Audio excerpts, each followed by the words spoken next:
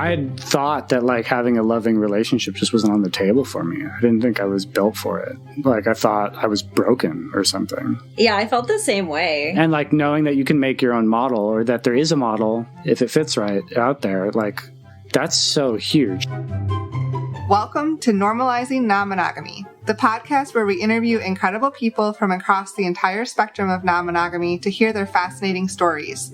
We strive to bring guests on the show who have a healthy approach to non-monogamy. However, it's important to remember that everyone does it a little bit differently, and the views and opinions expressed by our guests do not necessarily reflect our own. Additionally, we produce this show for entertainment purposes only.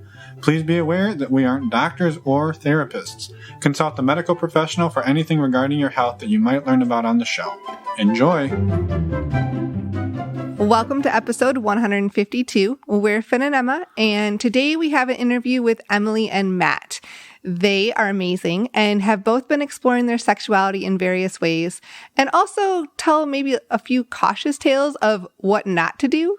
Yeah, their own words were they're kind of exploring, well, they started off kind of exploring how not to do it. Right. And they learned a lot of lessons, and they've really gotten to an amazing place. And it's a fun interview. They're both very energetic and lively, and we loved the conversation and the vulnerability in sharing with us. And you're going to laugh a lot with us throughout this interview. And with them. Right. With all of us. That's the collective us. All of us. That's what I meant. One thing that they did mention that we wanted to clarify for anybody who is not familiar is when we started talking about sexual health and safety, they made a reference to PrEP, which is an acronym for pre-exposure prophylaxis, which is medication used to help prevent the spread of HIV. And so that is what they are referring to. With that, we'll put some links in the show notes so you can learn more about that if you would like. Exactly. So first off, before we jump into the show, we do have a couple of quick announcements. Big announcements, new announcements. If you're normally the people who start hitting the fast forward button, just wait. Just listen for a few minutes. Just like 2 minutes or less. We'll try to keep this quick. It's probably going to be like 8 minutes.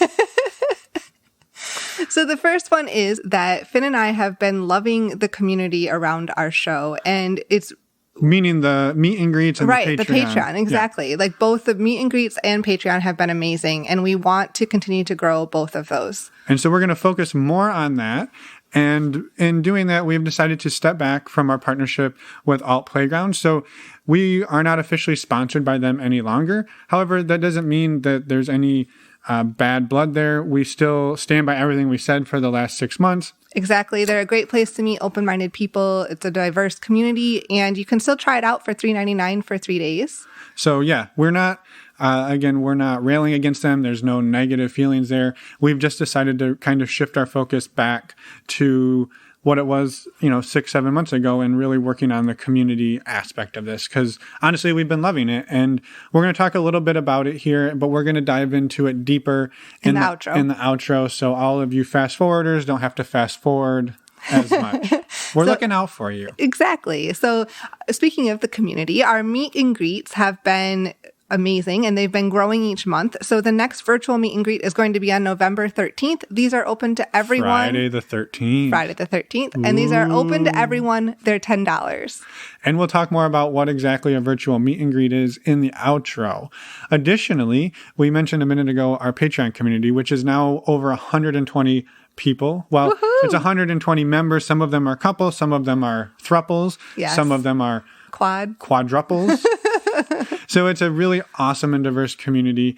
And we do monthly meet and greets. I'm sorry, we don't. We do. Now you're going to be confusing them. We do monthly Q&As. Our next one is tonight, October 28th. And don't worry, if you miss it, there will be one in November too. Yes, so that'll be at 9 p.m. Eastern and again at 9 p.m. Pacific. And we are also doing men's and women's groups. So we're launching the men's group. The women's group has been going on for a few months. The men's group is launching tomorrow night. I'm going to get these dates right. So Thursday, October 29th. And really quick, talking about the men's, women's binary, we're trying to think of a better way to describe these groups, but we want people to understand that they are welcome, open places for however you identify, whether it's a man, male, female, non-binary, trans, man, trans woman, whatever your identity is. Yes. You are welcome to join whichever one of these you feel that you most fit with. We had started these originally because based on feedback from our Patreon group, they wanted these spaces to connect in different ways with other members that are part of the group. So we wanted to start these men's and women's group, but like Finn said, anyone who identifies as either one of those in any way is welcome to join. Or whichever one you feel you belong in the most. Exactly. And honestly, if you're out there saying, well, I don't feel like I belong in either of those, I would rather have my own community that is a non-binary or some other variation, please reach out to us. Let us know. We would be more than happy to help facilitate that. We don't identify in that way, so it is hard for us to lead that discussion. But we would be more than happy to facilitate. Yeah, and work with you to do such a thing. So please reach out to us. We would love to hear feedback on this and how we can do it better. We're always looking to learn and grow and improve ourselves and the community that we're offering to everybody. Exactly.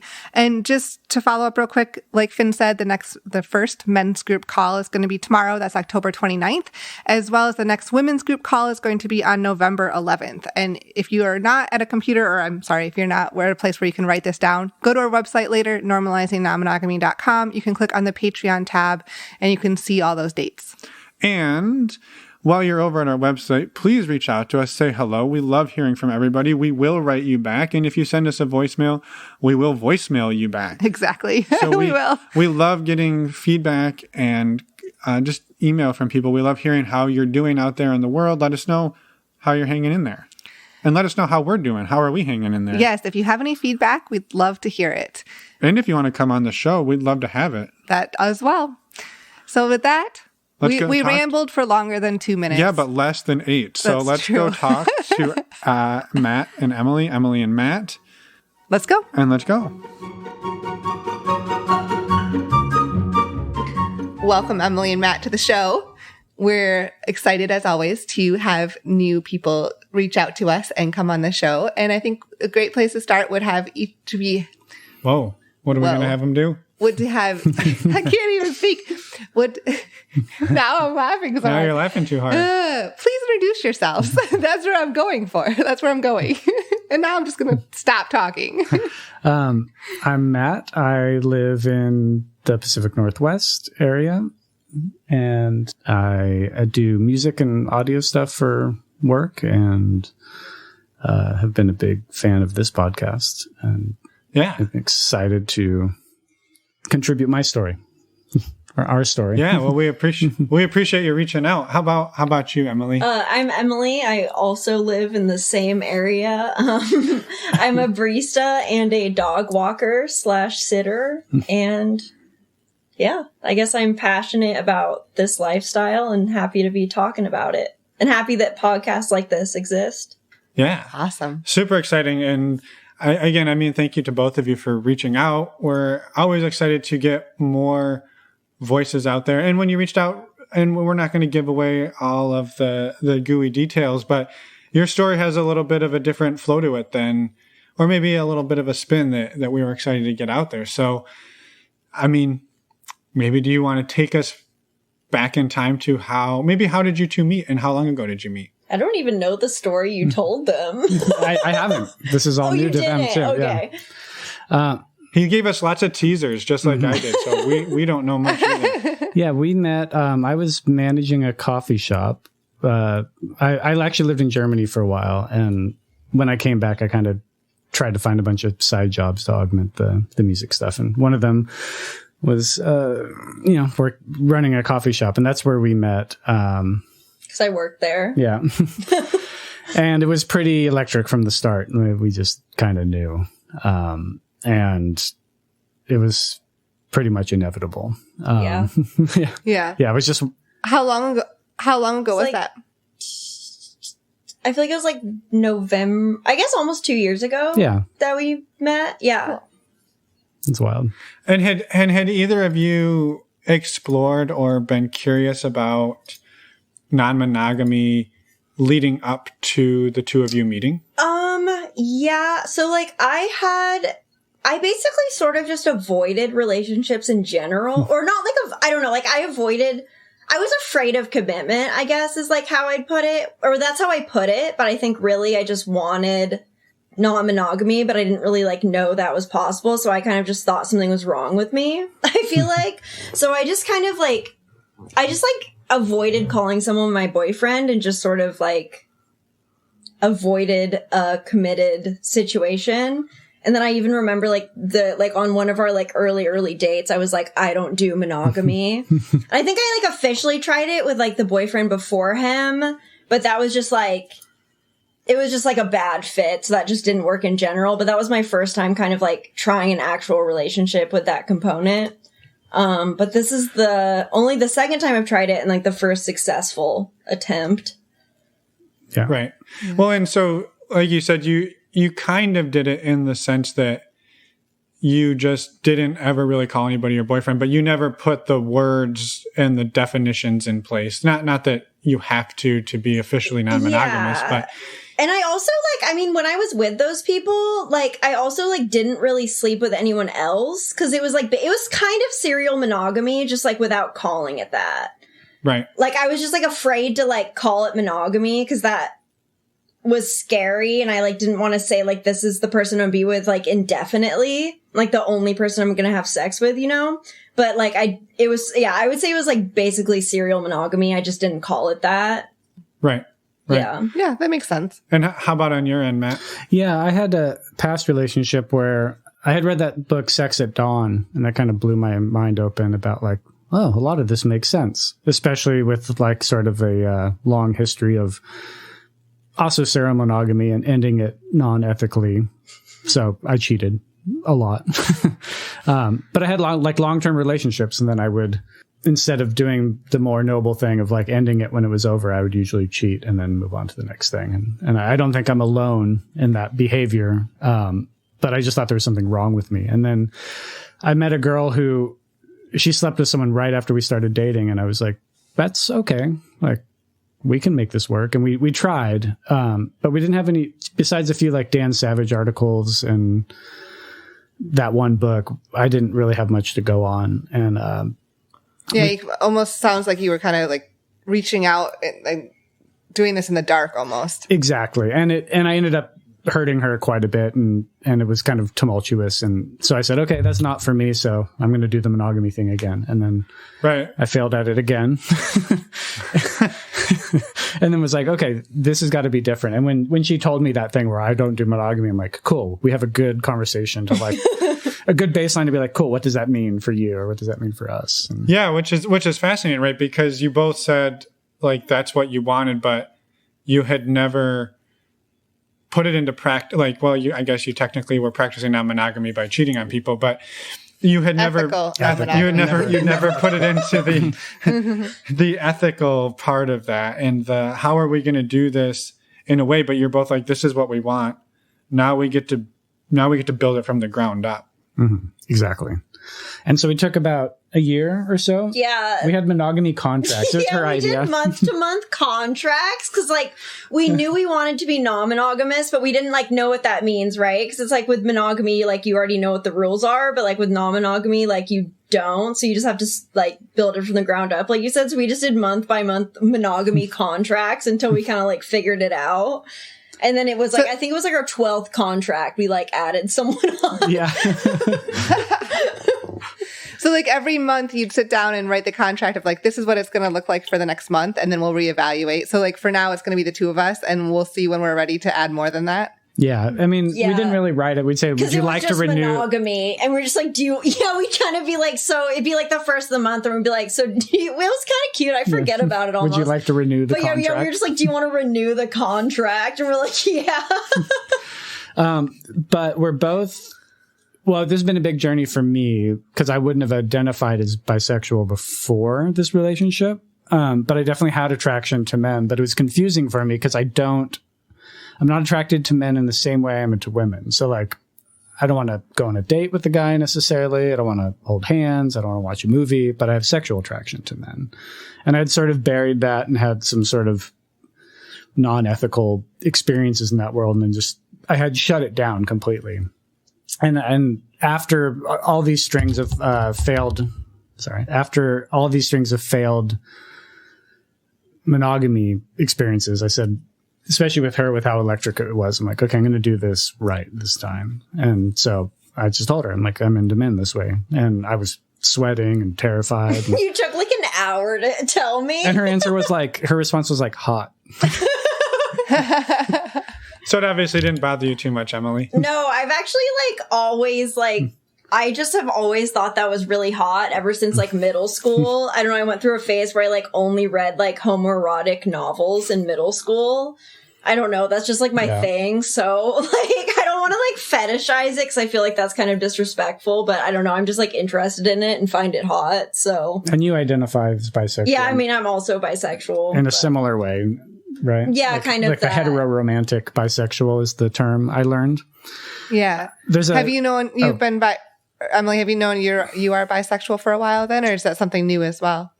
Yeah, I mean, yeah, pretty much. I feel like I've known, I mean, I don't think I called it that when I was like really young, but I feel like, yeah, I feel like I basically like just know when I'm attracted to men and women probably like since I realized I was like, since I had the self-awareness to like, know I was a sexual person. Well, wasn't your first relationship basically with a woman? Yeah, my first relationship was with a woman. Yeah.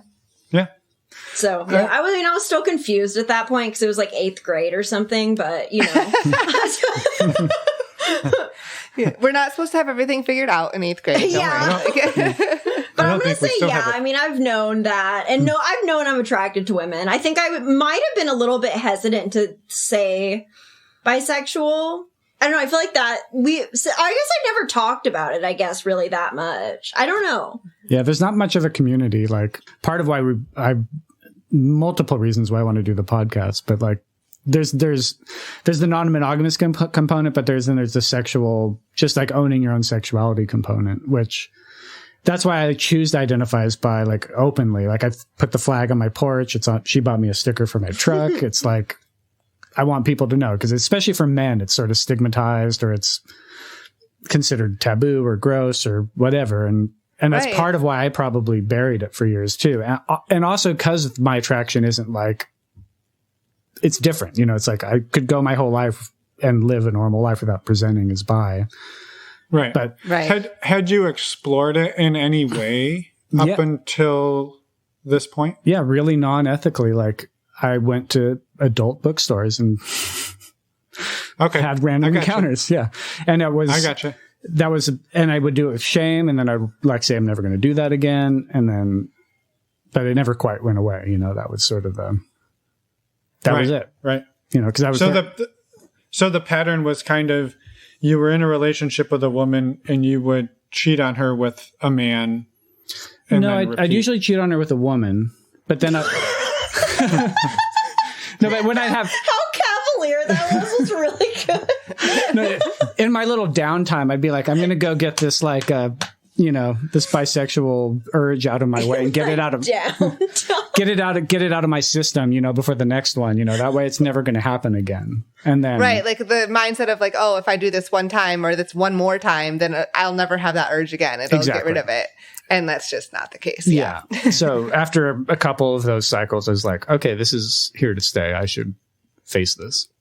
Right. Yeah. So I'm curious so you were doing the monthly renewing monogamy contract. How many months did you renew before you changed the terms of the contract? We did that for like a year, I think. And then is it the thruster story? Oh my God. No, wait. Yes, it is. Yeah. Yes, that is what it was. Okay. So I like watch murder shows on Netflix. Like that's like my thing. Hold on. There's a quick preface to the Okay. You can tell the thruster story. No, I want you to tell the thruster story, but we had talked about, we're both interested in having like threesomes or group experiences. And I had downloaded Field, the app, and started doing stuff, and it had sort of triggered her because an ex of hers, she's got a bidar for days. Like almost all of her men have been bi, but he had opened up about wanting to be with men, and he was on the apps without her knowing. Yeah. It had sort of triggered her. So once I got on the app, it triggered her. So I'm like, that's cool. I'll just back off. Like, we don't need to rush this. And then nothing happened until the thruster story. Yeah, so then I was like, I found this like Australian like murder show on Netflix, and basically it was like a what do you call it? Of Grindr, like a. It's just like a fake TV version. Yeah, like, you know, like the not copyright. They were trying to say Grindr basically in the TV show, but they said thruster to avoid like the lawsuit and stuff. Right, and so we were just like watching this, and I was like, dude, you should try Grindr again. And that was like, or not again, No, I guess. just for the first time. Just for the first time. like- So I think you had like maybe talked about like trying Yeah. one of the gay dating. Yeah. And so, yeah, thruster. And then like, that's basically, yeah, I guess that's what started our first non-monogamy contract. Yeah, because there was this biker, like this cyclist guy I had been chatting with on Grindr, and she's like, Matt can do ... with the cyclist, and Emily can do ... with, you know, we had started like saying these are the rules, like I never ended up meeting that guy, but that was the. But we'll never forget him. And I actually met a guy who I went like on a date with, and it turned out being more platonic because we had like music and stuff in common, and it was more just like a dude connection. I was more interested in a friend with him, but that was the most that came out of that era. Right. Yeah. So I guess part of my reasoning for asking the timeline question was before Emily, how long did you typically last in a relationship before you cheated on the other woman? Me? Yeah. Long time, sometimes like 5 years or so. Like, Okay. I'd cohabitate. I guess the reason I'd do the whole thing. I'd do this is what you're supposed to do. You'd like cohabitate. Everything. You did like the opposite of me, basically. Short of which getting was married just, like, and- fleeing. Yeah. You were like, just stick it out. Short of like having kids and getting married, but doing all the other stuff, like getting a bank account together, like. And then at that point, you would sort of hit the self-destruct button Yes. and cheat on. Yeah. Okay. Yeah. Which is interesting. I guess the reason I was asking is because I was curious if you have, and not to like pick at a wound here, but if you had surpassed your normal timeline for cheating, and if the being open and having the openness and being open about being bisexual and everything that you two have put on the table was able to play into you sort of getting past a milestone, and not to like condemn you for this. No, for all I eternity, absolutely. but- I mean, I was married actually when I met Emily, so that was sort of the grand finale of like commitments and Right. and Okay. yeah. Yeah. And I guess, I was just curious, like, did this openness allow you to, I guess, stay committed in quotes longer, or not look for the infidelity? But I guess we haven't tested that. We haven't hit the milestone yet, but I guess I we think could I still know what speak you're to it. asking though. But Like, yes, yeah. since there's an outlet, do you think you'll not have to hit the self-destruct? And I actually like, at least for myself, like I actually have obsessive compulsive disorder, and it manifests like mostly in relationships. And so basically in all of my previous relationships, or a lot of them, I would like get these obsessions with like other men. And like, basically, like I would I would sabotage the relationship I had going on because and I knew I wasn't actually into this person. It was just like this obsession that I couldn't get out of my head. And like, basically since I've like entered an actually non-monogamous relationship, like I really haven't had that. Like, I feel like it was like, and basically, like, at least my last relationship, like it ruined the relationship. And I think I was like sabotaging it because I was afraid, I guess, of monogamy, like, or like that also just wasn't like a good fit. But I don't know. I do feel like there was like a valve that needed to be opened, and it was sort of like, I feel like the non-monogamy would sort of bust out regardless somehow, like for me and you in a way. Yeah. And so now being in it, we like don't feel like we have to like do this like sabotaging behavior, I guess. Correct. Yeah. Yeah, exactly. And it was different for you. It manifested Yeah. itself in the OCD. For me, it was like, let the relationship wither, fester, and then cheat and leave sort of thing. But that cycle for both of us is not, now that we have this model that we created for ourselves, there's no longer appeal. Because if I want to go, I mean, yeah, we can get into that as it moves on. But like, the possibilities now are just like, and especially like Emily's been amazing because every single, like I've been very rejection adverse and judgmental, like afraid of judgment. And every step of the way where I was like nervous about something, her response was like earlier, she's like, that's hot. Yeah. or whatever, go do it. I'm like, really? I can just go on an app and go meet some dude? You're like, yeah, go, just talk to you tomorrow. I'm like, what? And yeah. And then for Emily, I know there was she like, one of the things I love about her, she like loves a lot and connects a lot to people. And that was one of the discussions is like when we did break the contract, it was like, okay, what do we want this to be? Like, okay, there's stuff we want to do together. We're going to experience group sexual stuff. But I knew for her, like she connects a lot to people. And then you had told me you would shut things down because you're like, oh, I'm dating this man. I'm not allowed to be close to this other person. Or even attracted to people. Like, yeah. I feel guilt for feeling attracted to people, which I would sort of take to the OCD level and then have to, like, confess it. But also, I do think that's just, like, my OCD. But also, like, I do feel like that's just a societal thing. And then my brain would, like, take it to the extreme. Mm-hmm. Right. Like, I would get anxiety if I was attracted to someone else, like, while I was in a relationship. And so I encouraged that and said, like, let's take that to the logical extreme. Like, what would it be like to hang out with a friend of yours who you're also attracted to without having to worry about if something happened? And, you know, does that mean we're poly? What does that mean? We didn't, like, all the, especially where we're at now, like, whatever current definitions exist, I don't think we fit neatly into either one of any of them at this point.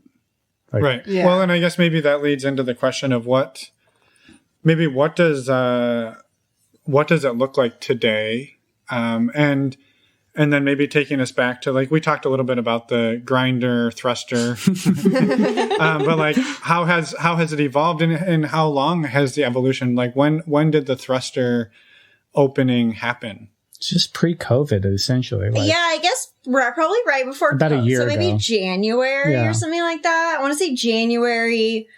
We maybe we downloaded Field again. Mm-hmm. And maybe like Scruff or... I think I downloaded some of the gay apps and we both got on Tinder. Yeah. Basically, we're like on all the apps now. But yeah I think that like basically I would guess like January because it was like pre-COVID and about like, a year in. Yeah. And so it started with... Yeah. Well, so I also like had a crush on one of my friends. I don't know where that... Was that first? With Jay? Yeah. Around the same time. Yeah. Basically, I think that was on our first non-monogamy contract because, like, basically I had this friend, Jay, and I was attracted to him. And also, like, I had avoided being friends with men because I, like, thought there was also something wrong with me. Welcome to living in this society. And, like, so I was like, yeah, I really like him and I want to be his friend. But like, I'm scared of it because I'm attracted to him. And so then, we were like, I don't know, why don't you just like hang out with him? And I think we set some like parameters for that. Yeah. But I think that was on our first, thing. And then I think you doing stuff with men was on our first like non-monogamy contract. Yeah. Yeah, I think those were the two things that were first. But as far as where it's at today, and then working back. Oh, was that the question? Yeah. I mean, yeah, no, you're fine. You're fine. Yeah. How has it progressed as just fine? Yeah. In whichever direction. But yeah, that was the... Yeah, that was like the first thing. But the first thing we did... No, the first thing we did was the trial by fire. That's a good story. Oh, yes. So we met a couple on Field. They seemed very cool. The guy was hetero-flexible. So we thought, okay, that's a little more comfortable for our orientation. And we said, we're just going to get drinks and say hi. And we like didn't know what we were doing. So we didn't really like, I think, did we even we set boundaries beforehand, I think. Yeah. Like we're like, yeah, we like set boundaries. Like, I don't know, like we were just like use condoms for intercourse probably. Yeah. Oh no, we even set more than that. I think we were like no intercourse. Yeah. We ended up being a full swap. Anyways, we just did whatever the hell. Like once this thing actually was going down, we just did like everything. No condoms were even used. It was just a free for all, and then like you had a breakdown. I had a complete meltdown. I don't even know why, because I wasn't jealous. Like many people discuss, like physical stuff was like surprisingly not like, oh, that's fun or that's hot or whatever. It wasn't, that part was fine, but like, yeah, we always refer to the like, you just like watched me getting like fucked on a table and like you didn't even care. Yeah. Or but like, but like something about it was just like going from 0 to 60. I like had a complete breakdown and had to like, I had to like call my therapist. Yeah, it was rough. And like, for like, as amazing as I think doing this is, and as much as I like think it's right for us, like I one thing I do want to share with people is like when the times are tough, they're really bad. Like, because dealing with that level of jealousy or just breaking open these molds of things that we take for granted as like societal mores or whatever. Like I didn't even know why I was upset, and I just had to like sit the next day just like processing everything. So it was like trial by fire, and we had to like take a beat before we did anything else after that. So, and take some time to understand what might be causing your feelings and why. What to do about, like, the feelings are legitimate, and you just have to it does take time to sit with them sometimes and understand what might be the triggers. And like you said, there's nothing wrong with going 0 to 60, but maybe that wasn't necessarily the right speed for you. Yeah.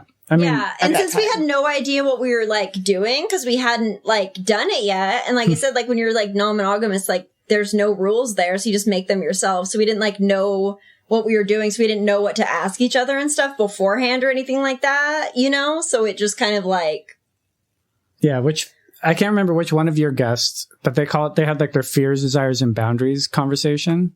We do it every time. Yeah. And we've taught other people. Yeah, I don't know if they call it FDRs too, or if I got it from them, or like we call it the JFK now, or the LBJ, or like we just use presidents. But that like in the course of this journey from like that initial experience of going from 0 to 60 to where we're at today, like anytime there's something new, we have our FDRs. That's our go-to. I think it's because like I couldn't remember what it was or something, and then we just FDR. Yeah. And we've done that with couples we met up with since, and like we said, we spread it to other people, and so like it's been an exponential learning curve for sure of like going from that first thing to where we're at today. So so backing up to the trial by fire night. So yeah, sorry, I interrupted. No. No, it's just gets a name. I think it's super fascinating because I think you're definitely not alone in this experience. No, not at all. And so I wanted to touch on it again. So the meltdown you had, Matt, did it happen in the moment, or was it like on the way home? It was directly after we like went to their guest room. Yeah. And then I just lost it. And it was bad.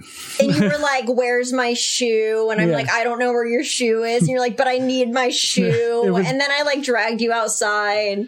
Yeah. Yeah. It was not in the moment. And it wasn't a jealousy thing either. It was just like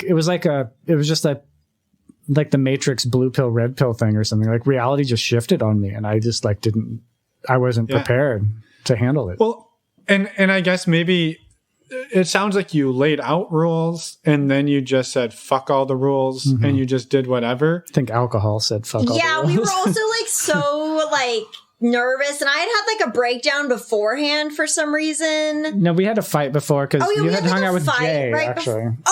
Was that it? Yeah, and then you were like, I don't know if I can do the day. I think I was like hungover or something because I had hung out with Jay, who I mentioned earlier, like the friend. Yeah, so then we like had a fight. Oh, and because I was like tired, and I also had anxiety just because I have anxiety, but like for hanging out with them. So then I think I was like hinting that I wanted to bail, which is like a thing I do.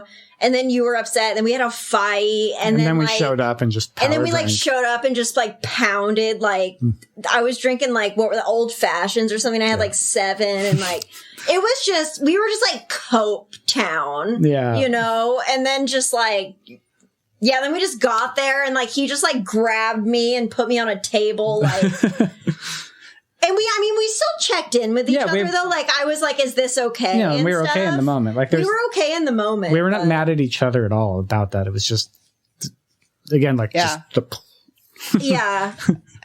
So maybe like for other people who are thinking like, "Holy shit, I don't want my first time to be like that. Don't drink as much alcohol. Well, yeah. What are some of the? I guess what are some of the takeaways that you two had about like? And maybe a better question is: has trial by fire night repeated itself, or have you found a way to do it in a way that you both feel more more comfortable, safer, more less anxiety? All of the things that went wrong that you've figured out how to get them to go right. Yeah, we absolutely found ways to make it better. And that was part of the journey. So we started reading The Ethical Slut together, which I think it's a little clumsy and awkward. And there's a couple of chapters I would maybe skip. But like the jealousy chapter alone is amazing. And the whole book's worth reading, Like I encourage people who maybe have tried it and given up if it's like doesn't resonate with them. But it's like it's worth getting, even if you get like 2 nuggets out of it, those nuggets will stay with you and they will be very valuable. So we read that together. We talked about it. The next thing we did was a threesome with a bi guy, and it was much more successful. I still had a lot of like performance anxiety, like plumbing wasn't working and stuff but like as far as like emotionally, it was a good experience. And we went to a Club Sapphire up here, which is like the swinger club, but they have a bi night, which is cool. Mm-hmm. But it was also weird because it's like in a business park and it feels very unsexy. Like for the first half of the night, we're like, I don't know if this is going to work, but we met some nice folks who and had like a nice night with them. And that was like, and meeting them, and they were part of a like relationship anarchy crew. And I hadn't even heard of that yet. And so you start to meet folks and you learn about, there's just an infinite way of doing this. And like so we had another rough patch where we were basically doing stuff together. I had done a couple things with men on my own. It didn't bother her at all because it's just transactional, physical stuff. But then things just kind of went to different levels with Jay. And we had talked about it going sexual being okay, but. Yeah, like I think I had made out with him before that, but nothing else. Maybe some grinding and just sexual energy. Yeah, some like dry humping and making out. And then and this was during COVID.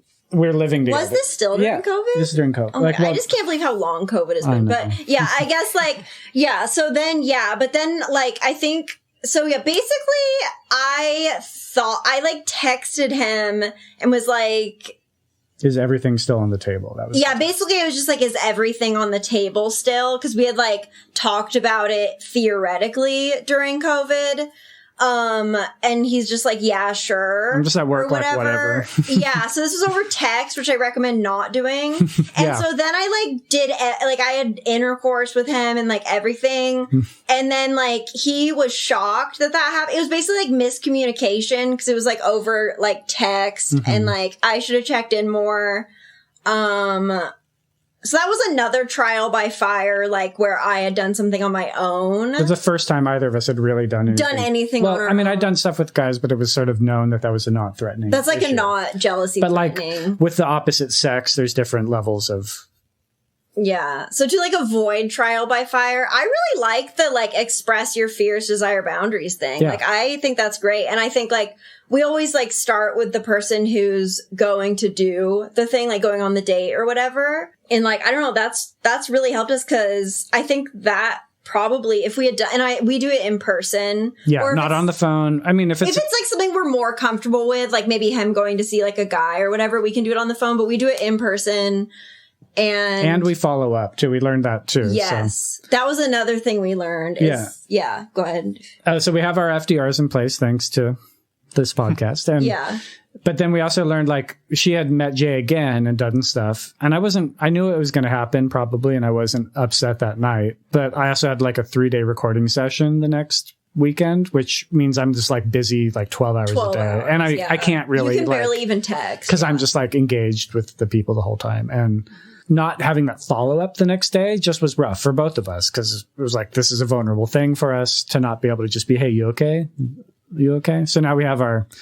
Yeah, because I spent the night at Jay's and then I couldn't talk to you for like 12 hours or whatever. And we were both just like going insane. Yeah. Yeah. So I think, it's just the C word over and over again, communication. And like, if you're unsure about something, talk about it. If you're embarrassed about it, talk about it. That's what's... Even all the sex stuff is great and fun. And I feel like, at least for me, it's just makes me feel okay in my own skin, my own attractions, my own desires feel normalized by the whole experience. But even better than that, the communication of just like, I mean, she was just laughing a second ago because I was like looking through the email and like I accidentally clicked on a porn tab that's open that I don't hide from her because I don't need on, to. 3 different porn things, just trying to get this set up. Yeah. It's so nice to like laugh about that. And like out of context, it's just always so funny. Yeah, it's like whatever it's paused on is always ridiculous. But like that level of like it's nice to be like, so I had no intention to like date other women, but it went on the table because she was sort of dating this Jay guy. And I was like, okay, I matched with some girls on Tinder, went on a few dates, and just recently one's gotten a little more serious, and she handled it amazingly. But it's also helped because at this point we have all those tools in place. The like checking in before, checking in after. And like I said, we don't really fit in. We're not like swingers. We're not poly. Like we definitely consider ourselves monogamish. Like we are a couple. Like we are primary partners. Like that. Once we defined that really made me feel good about her doing stuff with other people. Cause I was like, is this Jay guy your other boyfriend? Like, what do you want? And you're kind of like, I don't know. But after we sort of tested the waters, we're like, so I think having a definition can help. Like, what are you? Like, even if it's your own definition, we're like monogamish with a side of. Even though, yeah, I mean, I still don't know if that's like the exact. I mean, like. But if I tell someone we're monogamish that we're getting involved with, that gives them the impression that like we're a couple. Like, you know what I mean? Yeah. And that there's other things. The ish for us is like there's a side of swinging, there's a side of poly, there's a side of everything else. So there's a little pie chart with everything else on it. But at least knowing that like we're the unit, at least for me, and it like gets the message across that we are the unit, and that's helpful. But then there is like literally whatever else we decide on. Yeah. And then for me emotionally, that feels good because I love having a partner. Like I love having you as a partner. Right. Well, and it sounds like it's ever evolving, right? Like you said, things go on the table, they come off the table. Sometimes they're Emily, sometimes they're rules. Sorry. That was get good. It. took a minute. Sorry. That took me a minute. Grenade joke. I'm like, can you like cut out that pause and pretend I got it faster? I cannot. I absolutely cannot. So that one's staying in. I think that's amazing, right? And it sounds like, Emily, your relationship, we'll call it a relationship with this other person, Jay. And, you know, it's sort of this friends with benefits-y kind of thing. But like you said, you two are the primary. And it sounds like you too, Matt, you've developed some type of other friends with benefits type of dynamic with somebody else. I have my own Jay, actually, and she's literally a Jay. Also Jay, My Jay. I never thought about that. Yeah.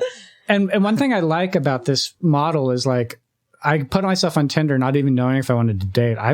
It's hard to make friends as an adult. Like I'd be happy to just have friends. Like, and just knowing that I'm like ethnically non-monogamous and that I'm bisexual and that's like the baseline that I can be like something fundamental about me is on the table at the beginning is refreshing. Cause I have older friends that I'm like, my closest family members know, some of my friends know, but there's still some friends I'm afraid of. Like, even in the music community, it's weird. You think it's all artists and open-minded people, but it's still kind of a boys' club when you get in the rehearsal room and it's, you know, ball jokes and stuff. It's like, I'm like, do I really want to tell you this? Yeah. So just making friends with this new self-awareness is really a positive experience. And also when you first like date somebody, just that like sort of enthusiastic sharing of things that you might not do with a friend, I've found really liberating because it kind of re-energizes you, and that energy, it's not just focused on that one person. It like, we get to share it. I get to internalize it. That's what I've learned with like my J experience. It's like, oh, it's really nice to have this really strong connection. And like, yeah, we're exploring that it's gone past just friendship. It's gone physical, but it's just nice to not have that sort of like limitation on it, just kind of see what it becomes. Right. Yeah, no, I mean, thank you for sharing that. And I think, you know, maybe hearing too a little more about like contrasting the differences that each of you have experienced with being bisexual, right? Being a bi male versus being a bi female, and entering the dating world together and individually. Like what have your experiences been? Well, I would say I have less experience. Well, I don't know. I don't know. I was going to say I have less experience, but maybe I have more experience. I don't know. I haven't, like, within this relationship, like, I've only been with women, like, with him. Like in group scenarios or whatever. Yeah, in group stuff. Like, I don't know. I really want to, like, be with a woman, but I just feel like I'm, like, I don't know. I'm, like, really nervous about it.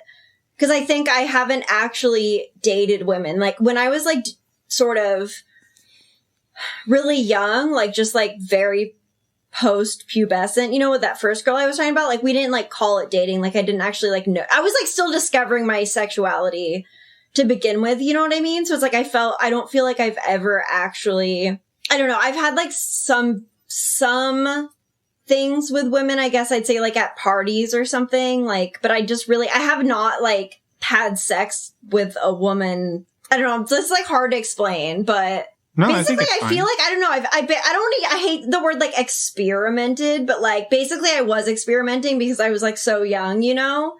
I, like, had not, like, I guess since I've, like, discovered my sexuality, like, I haven't really been with a woman yet, and I really want to, but I feel like I don't really know how to. Like, I don't really know how to, like, flirt with women.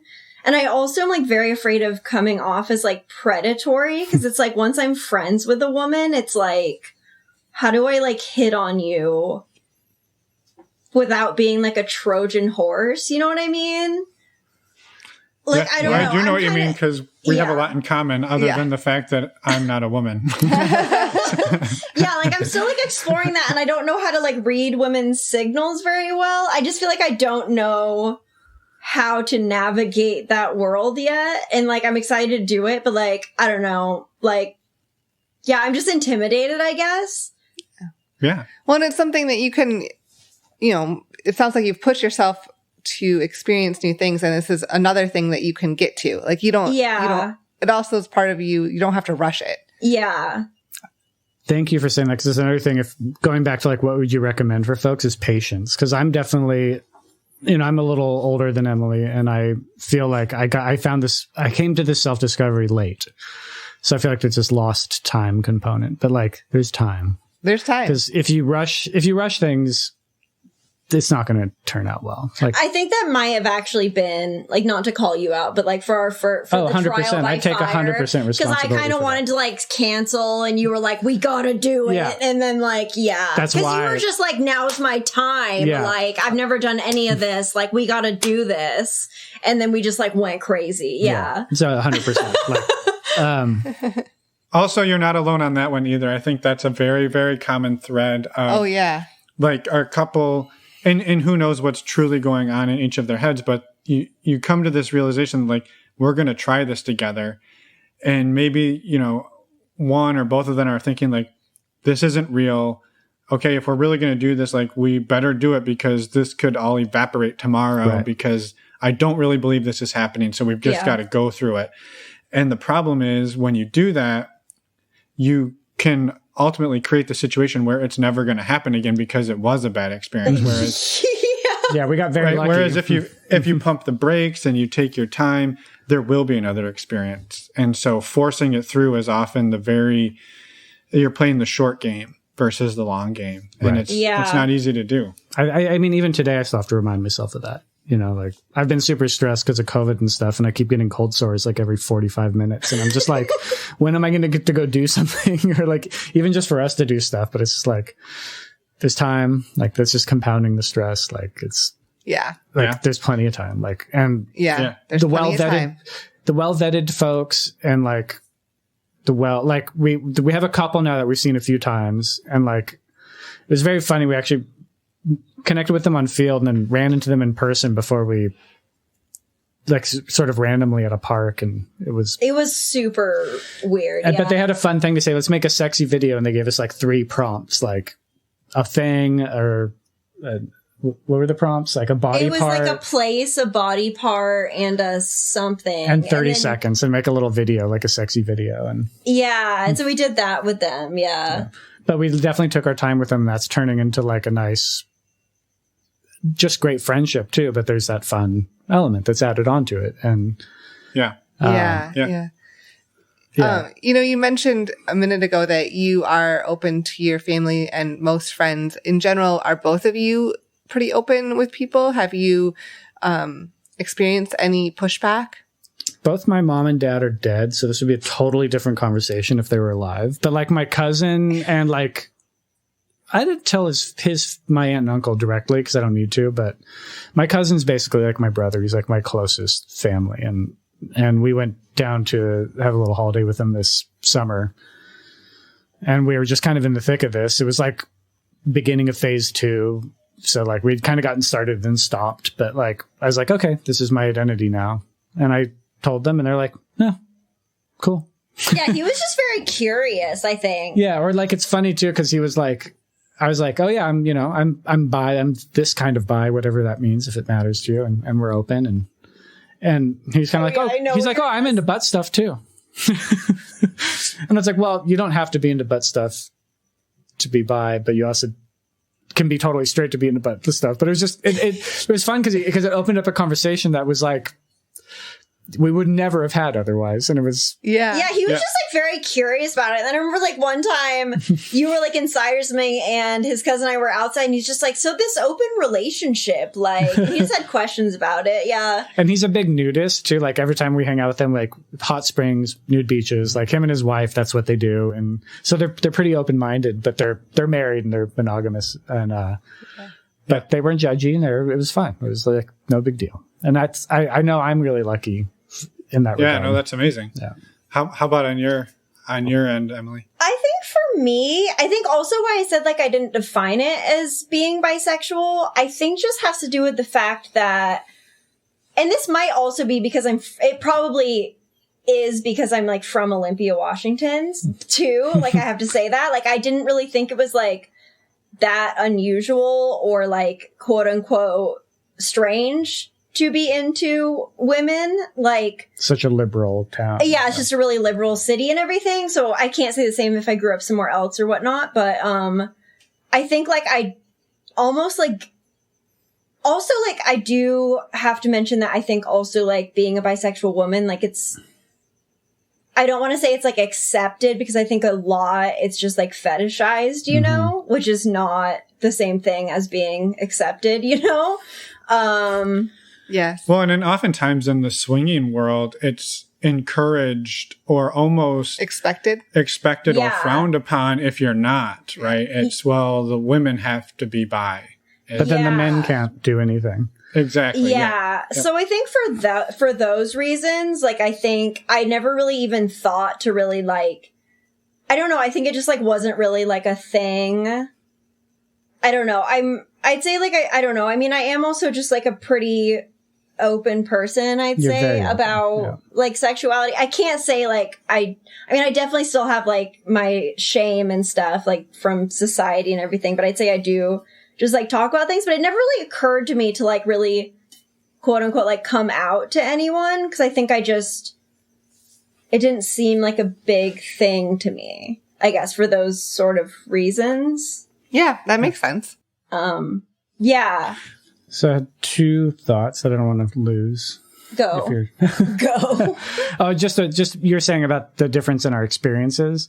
Yeah. It's very interesting that it can be very transactional in like the gay community or the bi community as far as like sexual things, which is sort of refreshing in a way in some things because like I have a very different sexual personality with men than I do with women. And it's really interesting to explore that because I've had this way I am with women, right? And like I kind of understood that. And then with men, it's very different and transactional and just about the physical side, which I think a lot of straight or anyone who's not gay could learn from like when you meet a gay man who's like, what are you into? What do you want to do? You want to do it? Like it's very upfront. And like I think every relationship could benefit from the like, hey, what are you into? You want to do this? You never want me to do that? Cool. We got the rules. All right, let's do it.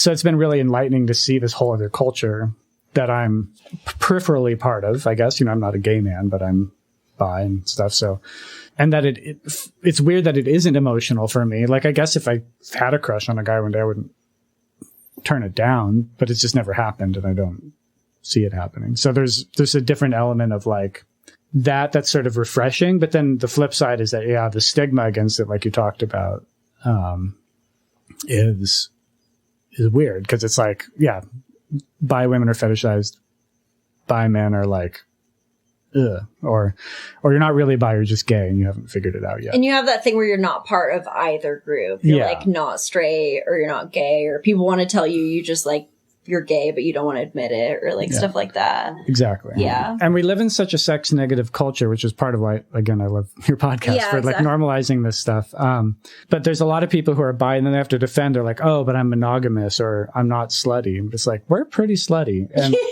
like, I don't think there should be any shame to that. Yeah. Like we both are bi and we're both open and we're pretty slutty, but we're ethical about it. And we're like, it shouldn't matter. Like, I just, that disclaimer that always comes up when you hear people talk, like, and that's fine if people aren't, but I feel like there's almost like there's this gut instinct to like kick that sex negativity. Yeah. And shame. Like people hold shame around that too. Yeah. And, for any guys who are listening who are in a similar situation to me or anywhere on the spectrum of like not hetero, like, there's a guy named Joe Court. He's a therapist in Michigan, I think.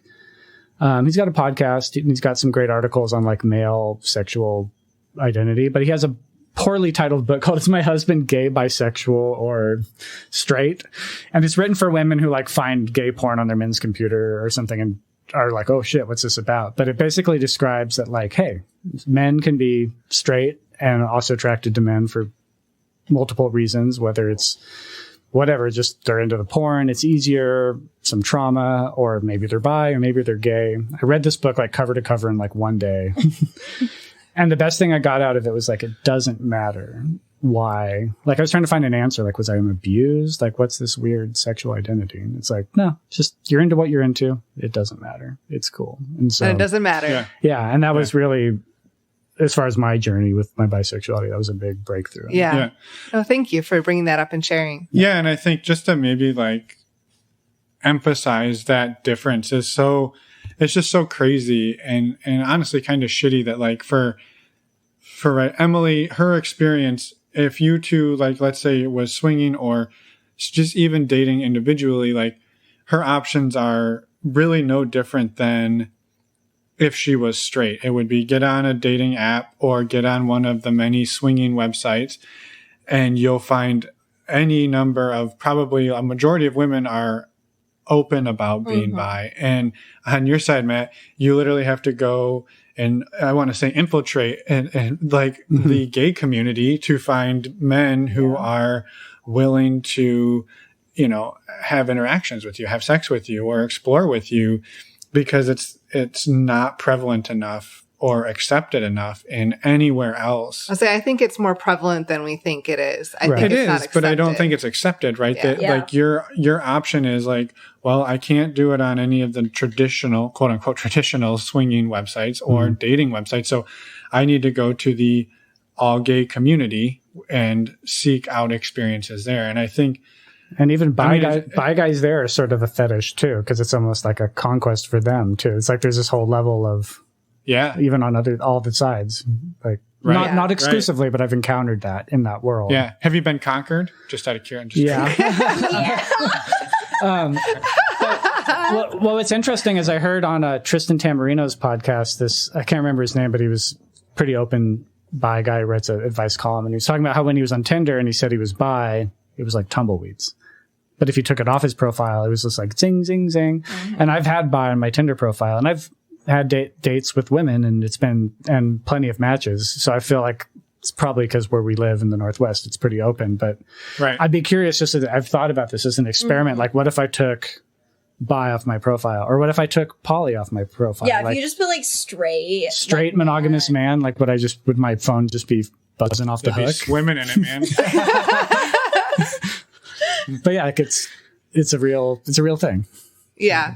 Yeah. I mean, the good thing, as you've noted too, like the good thing about putting all that stuff on your profiles is out there. And it's like, okay, well, any of my matches automatically know those things about me. So we can have conversations about them, but I don't necessarily have to like bring them up and say like, oh no, you're putting who you truly are out there. Yeah.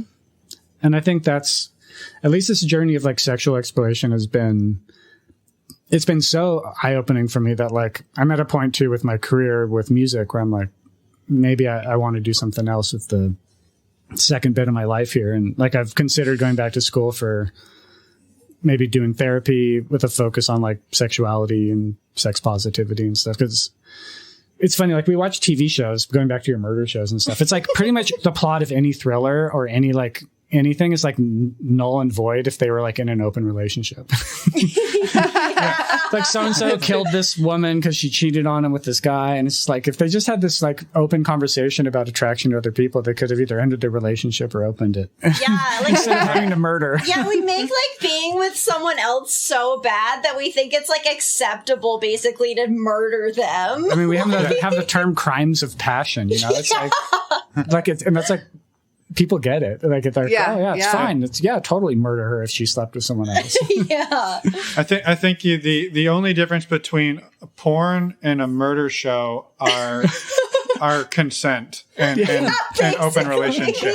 Yeah, pretty much. Yeah. So you could open both shows exactly the same way, and one turns into a porno and one turns into turns into CSI Miami.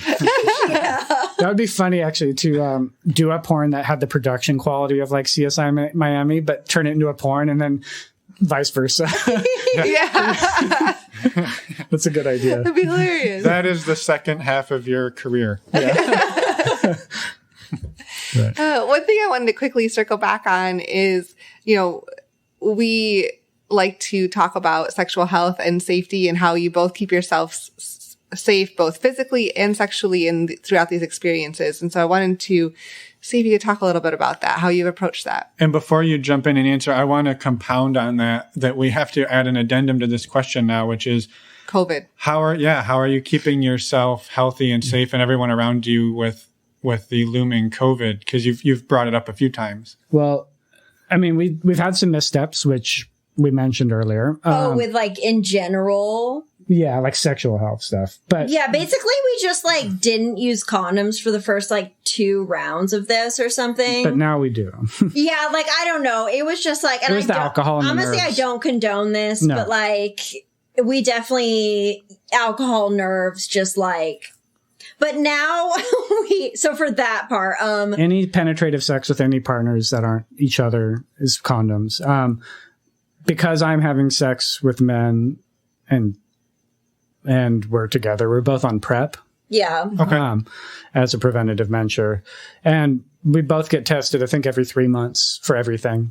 And we share that. And we have a little conversation with new partners. She has a great way of approaching it, which is just saying, hey, I just got tested. I'm good. How about you? Instead of like asking like, how are you, do you have any STIs or whatever? Like it's easier and less awkward to just disclose your own. And I got tested for COVID recently too. And just like, to present it as it's like for their information. Yeah, and then just say anything I should know. Like, yeah. And then if people are weird, then it's like, see you later. If people are open, then you use your best judgment to go like, do I trust this person? Yeah. I mean, we just got the ball rolling when COVID hit and then we stopped. And she ended up doing stuff with Jay because they were already friends. They were already in contact. That was the first sort of COVID era breach of things. Yeah. And I think even that was probably phase 2. Yeah. Yeah. And then we haven't not done anything. Like there's that one couple that we've seen a few times. I think we waited till phase 2, right? Yeah. And then, so we had a threesome with one guy and then seen one couple. 2 couples, but only one, couples. but just once. But just once, yeah. We haven't been, I feel like we've had a lot of experiences for like a year, basically. Like we've done a lot of stuff. Like I did one, and all the dates with the girls I went on, they were all distanced until we said like, and there's only one where we said, okay, we're going to undistance this. And then I was like, yeah, I just got tested for COVID. And she's like, yeah, I literally see my dog and the person at my work, and that's it. So, yeah, we're not just like locking ourselves in a room and not doing anything, because like this has gone on a long time. Right. But we're not just going out and just doing whatever without considering it. Right. It sounds like you're having the conversations, and that's what you need to stress. Yeah. Yeah. Basically, we're like, what do we need to do to like sort of keep ourselves sane, but we're not going to take any crazy risks we're just like weighing each thing, I guess. We've contemplated hosting a Halloween orgy, because like we still haven't done like, well, I guess we kind of did the orgy thing at the Swingers Club, but that was pre-COVID. Yeah, but if we did that, it would be like with people we've already and been probably seeing. just like the like, 5 or whatever. Yeah, with the couple we've seen, and maybe a couple, like another couple or something, and have a Halloween party. That. Yeah, no, I mean, thank you for sharing all of that, and I think honestly, for being open about the condom thing, because not that it's something to be ashamed of, but I think a lot of people would be afraid to admit that, because there is honestly in this world a little bit of a stigma if you're like, well, we didn't use condoms, and people are like, and I think, you know, rightfully so for a lot of cases, but that you were willing to say like, yeah, we didn't use them and now we do, and I don't condone it, and I just thank you for being honest about it. Yeah, we screwed up. That's it. And I mean, obviously everyone in that moment like consented, but I mean, we were like, I mean, of course, Matt and I were like, you know, let's probably not do that again, you know. Sure. And I think, but yeah, I think we were just so nervous. Like it was like our first times, and like, like we just, if anyone can learn from that, it's just like, no, don't underestimate how overwhelming this stuff can be. And also, it's like, bring your lube you like and your condoms. Because I feel like we also ran into situations where we just, like, didn't have a condom or whatever. Yeah, like, we didn't come, like, with that intentionality. Yeah, now I got, like, a condom and, like, a lube packet, like, in my purse at all times. Yeah. Right. No, I think that's great advice. And also, if you're a person who has latex sensitivities or lube sensitivities or any type of thing, Bring your own. Yeah. Bring your own, right? So if you find, and carry them everywhere you go, you never know who you're going to meet, but bring your own definitely if you're gonna go meet people, because again, you don't know what could happen, and But on the physical, thank you for sharing. Yeah, but on the physical and emotional, like I'd say, don't, for again, advice for anyone who's new or somewhere else on their journeys, like don't underestimate the physical or emotional toll. Like in the moment. Yeah. If you're drinking and you're turned on, our brains are lizards at that point. So, because also we'd be like, okay, I don't know, like, let's probably not do intercourse, and like, let's not do, and then just like montage of just every possible sex act. So then after that, like, I think the like 4th time or whatever, he was like, okay, so let's maybe not do that. And I was like, you know what's gonna happen. Like, so then we're just, like, we had to be honest with ourselves. And like, if you haven't done something before, prepare yourself for the worst possible way you could react to it emotionally. Yeah. And then if it doesn't happen, then it's cool. Like, honestly, all the physical stuff together, and even like after the jealousies when she slept with Jay and it was sort of a rocky communication, it was like, it's just sex and it's not just sex at the same time. Like, and on one level, it's just sex. On another level, we have these relationships and these agreements we've made, and assume like you're going to be really messed up about it. And then you're ready to handle it. Cause at least all my mistakes is when I was like, I have a tendency to want to be Mr. Cool and like, you do whatever you want, babe. Everything's great. Like I'm relaxed. I'm chill. I'm Mr. Open Relationship. And then that will bite you in the ass if you like bury your actual feelings. And then where's my shoe? I need my shoe. Exactly. Perfect. Good one. Yeah. Perfect. Wow. Like that. That was really good. Yeah. So, well, I mean, thank you both for sharing everything with us, for taking us through the journey. And I mean, I don't want to be like, well, you did it all wrong, but like there was a lot of learning experiences. Oh, yeah. And I don't think we're still learning. Yeah. Yeah. No, and I think that's incredible. And again, like none of it was wrong, right? If you're learning and you're growing and you're happy, you seem happy together, you're laughing, you like, and not to say that there weren't hard times, but like you're here together and you're powering on and you're making it work. And I think we love seeing continuing to learn. Yeah. But it really, I mean, that being said too, it like, I had thought that like having a loving relationship just wasn't on the table for me. I didn't think I was built for it. Like I thought I was broken or something. Yeah, I felt the same way. And like knowing that you can make your own model or that there is a model, if it fits right out there, like that's so huge. Like we've been going through a lot with like everybody has through this year, this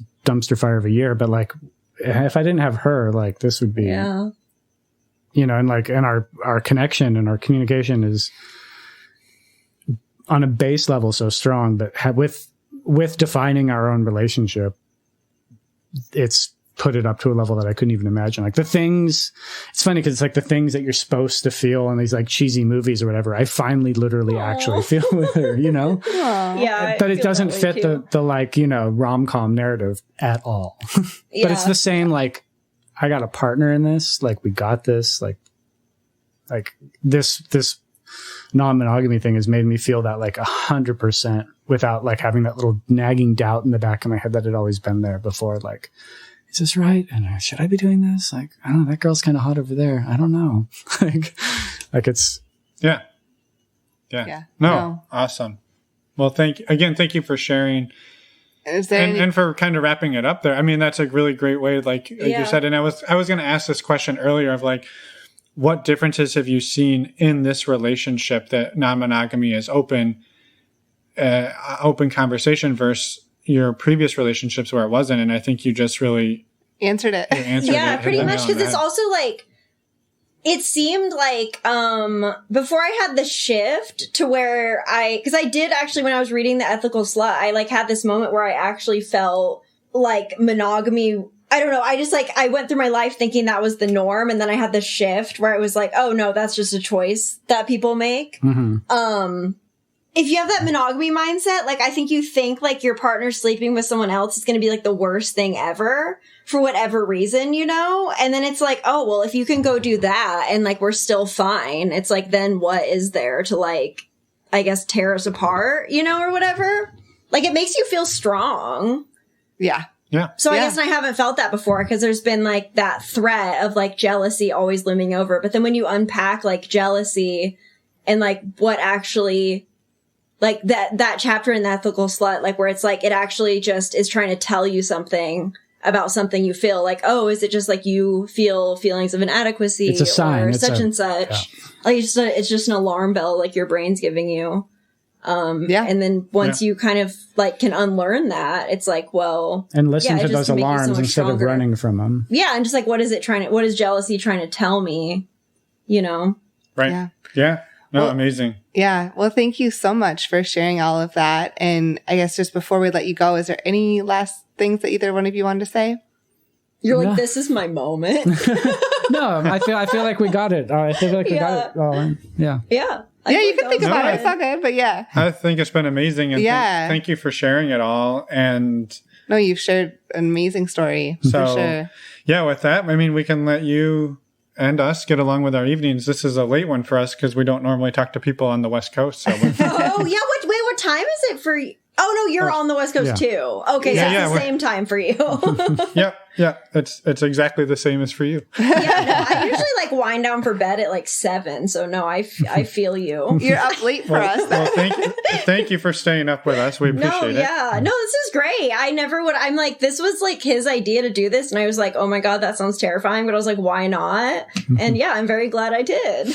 Awesome. Well, so are we. And I mean, that's a ringing endorsement for anybody else that was terrified to come on the show. We'd love to have you. And I'm like, yeah, it was not as terrifying as I thought. Just it's so only only marginally terrifying. Yeah, so right.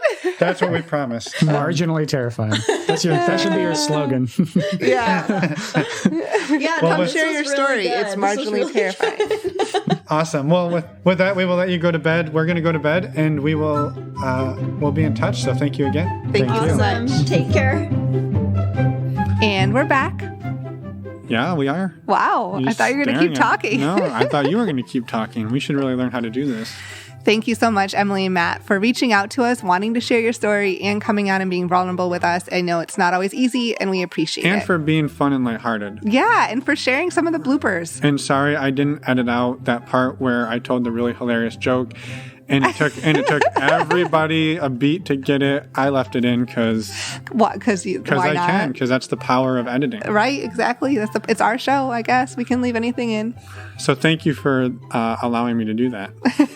And rolling with it. So back at the beginning, whatever it was, an hour ago, plus 7 minutes of intro, we talked about our virtual meet and greets. So the virtual meet and greets work as follows. They're open to everybody. They're $10.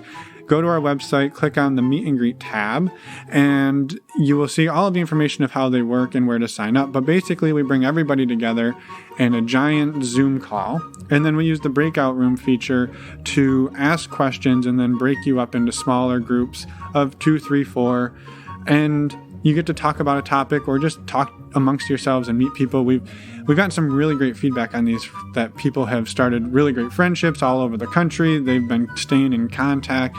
It's really revolutionized the COVID experience for them. Yeah, and they've been really diverse too, which is something is amazing to us. Just there's people from all over, of very different backgrounds. It's incredible. Yeah. So thank you to everybody who's been joining them. Yes, of course. It would be nothing without all of you, because otherwise it'd just be me and Finn looking at each other and talking. Well, looking at you. Staring at you intently.